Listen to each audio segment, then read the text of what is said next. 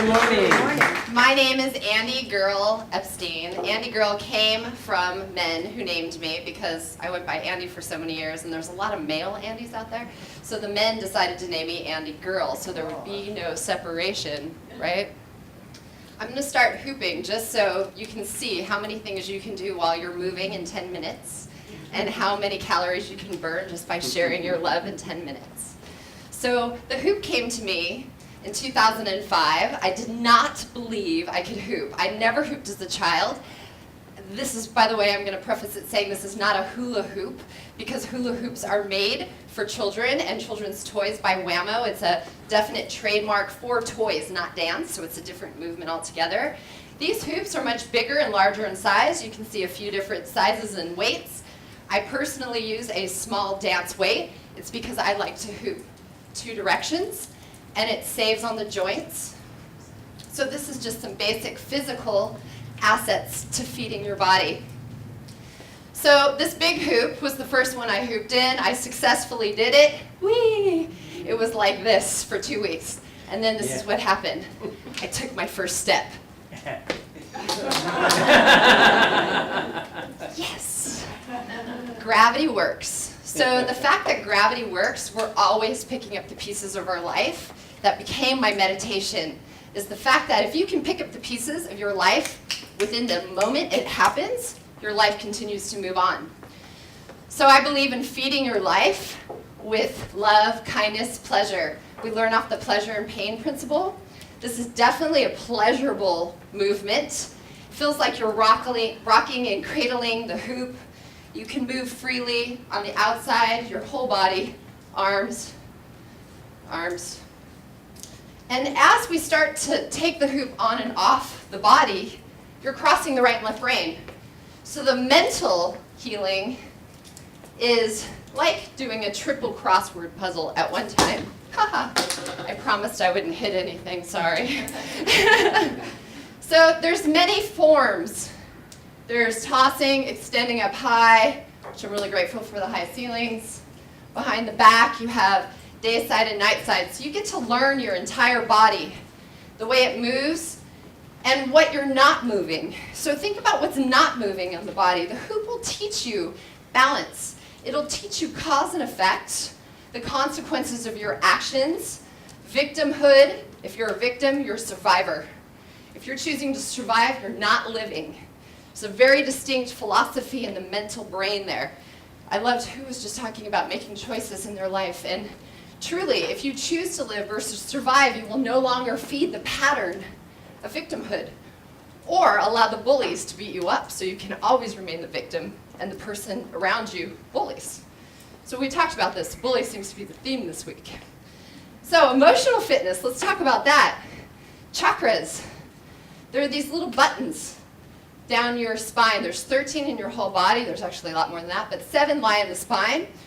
What is a chakra? I like to call them emotional buttons.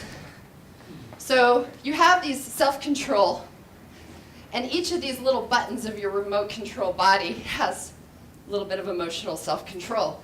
And if we let it to flow up and down, we'll release it. That's called letting go of emotional distress. You've heard, let it go, let it go. It's because we hold on to it.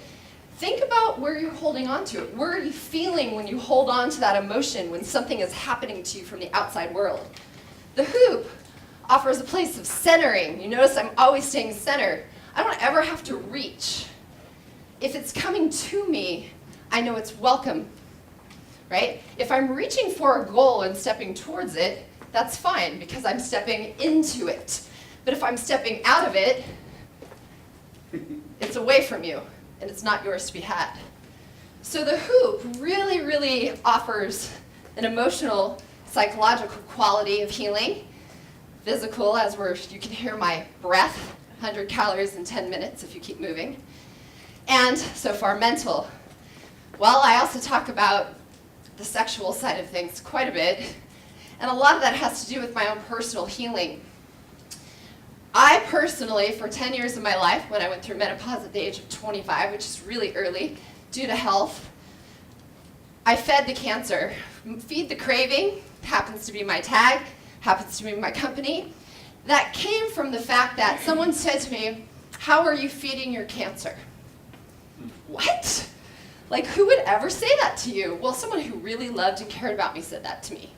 Someone said, you're no different than that alcoholic over there on the stool. You're feeding that cancer just like alcoholism. Alcoholics feed alcoholism.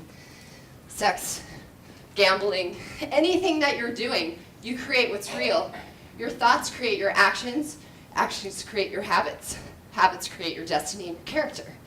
So it's really great because all of this 30 seconds that we offer here, we don't even have to say anything. As soon as we walk in the door, people know who we are.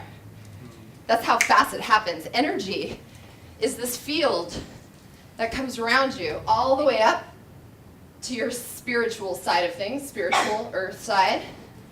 And this up and down motion is constant. We know gravity works. We know the energy, if it comes up, it's got to come down.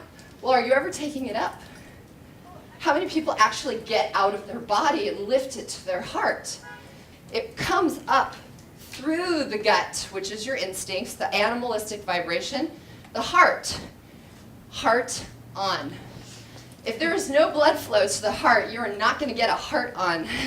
And that is really what the Kundalini energy offers, is you can be a walking heart on all day and feel pleasure just by feeling the wind touch your skin, and you're like, yes, life is so awesome. Some people don't. Some people stay, and they want to stay down here. And you know, because you can see them feeding it. The women factor, I always say, you can see a loved woman a mile away. In fact, you don't even have to look at her. You can know her presence is there.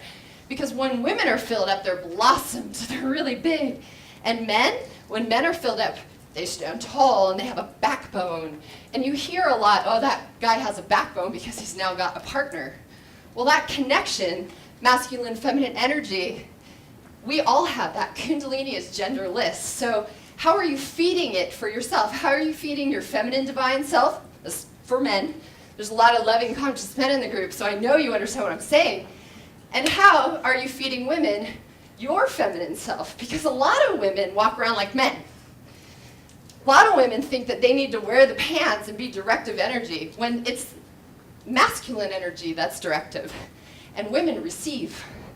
So the hoop, for me, as a woman, as a powerful woman who worked in the entertainment industry for 30 years and gave myself cancer, the hoop taught me to receive. Taught me how to receive first and give back. So I really can assess what conditions and unconditional love are about. So if you're giving and feeding conditional love, that's exactly what you're going to get. People around you are going to give you everything with conditions. If you choose to give and receive unconditional love, you can trust taking that step. You don't even have to look. You can step around and know your space all the way around you and trust that you're not going to get in anybody's way, right? You notice how I just expanded myself from center outward? Breathless. So going back to the hoop, taking the hoop on different parts of your body, the whole body moves, expanding your heart, coming out the backside. The spine separates and lifts, so the muscles around the spine no longer compress, and they can actually strengthen. The hardest part about hooping, notice I'm not saying hula hooping, is the first 8 to 12 weeks. And I loved what Gloria said this morning, because she said, yeah, you know, if my clients are only on 3-month basis, it's true. Your body works on 3-month cycles, and if you're doing anything more consistently past your 3 months, your body's already stepped away from it and you're holding on to it. So if you're not growing with your body or the people around you, you're staying still, you're holding on, and nothing's going to flow. You really think that it's going to come to you? No, you're not letting it go. So energetically speaking, we all have this energy. Trust your gut, trust your mind, trust your body, trust your heart. You have all the tools. I believe that if you can believe in this plastic ring, you can believe in anything. And I don't know how much time we have left. About 3 minutes. Yeah, any questions about anything? Yes. What are your classes, or how do we get this experience? Fabulous, thank you. So hoop classes, I teach all over the world. I just got back from Ireland. I'm leaving for Seattle next week. So I offer healing and hooping of many forms. I offer tantra healing, I offer rising star healing, I offer prima birthing healing, chakra therapy healing, all these stones that I wear, I call the rocks, can change your world just like the plastic green can. The hoop classes that are offered around here, Monday nights in Camarillo at 5:45 at the Pleasant Valley Rec Center. It's a super duper fun class. Camarillo people are wild. They are, it's really fun. There's a lot of older society here in Camarillo, which makes it even more wild. You'd be surprised what the retired people do. There's great transportation solutions in great. the Park Center. Yeah, and to answer your question about Ventura, on Wednesday nights, I'm at the NIA Center for 3 more weeks with the City of Ventura. On Thursday nights, I'm already at the brand new circus studio that just opened up. It's called Aerialistic Circus and Flying School. It's a fabulous location. It's super big, super high ceilings, lots of inspiring movement, class choices, fun for all ages. And then I also offer teacher training. So if you're interested in becoming a practitioner of hoop dance, interested in becoming a practitioner of any of the other healing modalities that you would like to offer in your world, in your life, walking in the energy, sharing your loved ones, you can absolutely do that as well. Did I answer? Oh, classes at Kama Sutra Closet for Tantra Fusion. I offer them once every other month. I generally offer 2 classes in the week. One is for women, and one is for co-ed. That's not couples, that's co-ed, that's male and female. So tonight's the co-ed class, and Tuesday was the women's class. And next August, we'll be offering again. Any other questions? Do you have your schedule of classes written down someplace or a website? www.hoophabit.com. In the next week, there will be about 17 other domain names and a new website. So you can access me through feedthecraving.com, which is also the blog, healing-habit.com. You can call me at 805-641-3315 anytime. Give us a first, what we should do if we pick up a hoop, what's the first thing we should try out? That's a good question. First, you need to make sure the hoop is the right size for you. You pick your size hoop by your belly button. Your height is your first rule, your speed bumps, your width are your second rule. Your third is how do you like to move. No one moves the same way, no one. I'm actually not a teacher of movement, I just make sure no one gets hurt. That's really my job. So the first, you want it above your belly button. If it's above your belly button, you know it's a slower hoop. Yeah, Richard, you want to demonstrate? Feel free. Richard's a really great hooper. See if we can do it in a minute. I haven't had a practice to see if it works.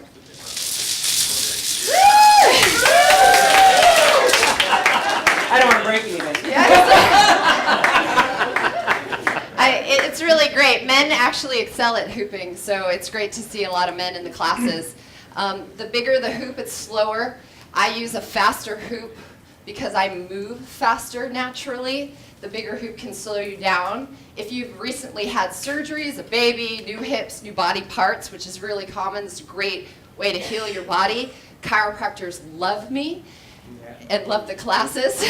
Yeah, right? Your back just aligns, you can feel it. Yeah, exactly. Back into place. It's amazing. Exactly, yeah. So the whole body, and you can buy the hoops. I have them in my car. They're available on the website. They'll be shipped all over the world. And I have a question. Yes. How do you travel with your hoops? good question. Okay. So, because I just got back. This is the hoop I traveled with. There's one connector point at each of these hoops, and you can either open up the connector, which means you actually have to tear the tape. It's the only thing that makes the hoops different. It's still a plastic ring, it's just taped differently. There's no difference. So you twist it, and you kind of fold it down into a figure 8, which I'm not going to do right now because I don't have one. The other thing is, with my performance hoops and my fire hoops, I'll bring like 3 or 4 hoops at a time, and I'll take them just like this, and I wrap them in a towel or something, keep it open, and stick a tag on it and check it in, just like a stroller or a surfboard. Mm-hmm. So they're really no different. I do travel all over, or they fit in the suitcase or on the outside. 30-second wrap up. Yeah.